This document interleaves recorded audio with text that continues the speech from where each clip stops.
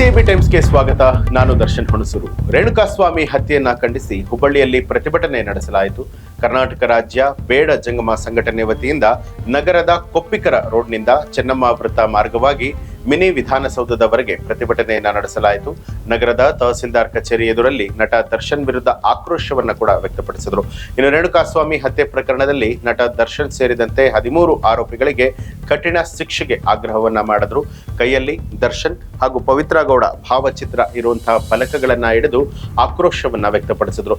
ಜೊತೆಗೆ ಚಿತ್ರರಂಗದಿಂದ ನಟ ದರ್ಶನನ್ನ ಬಹಿಷ್ಕಾರ ಮಾಡಬೇಕು ಅಂತಲೂ ಕೂಡ ಒತ್ತಾಯವನ್ನ ಮಾಡಿದ್ದಾರೆ.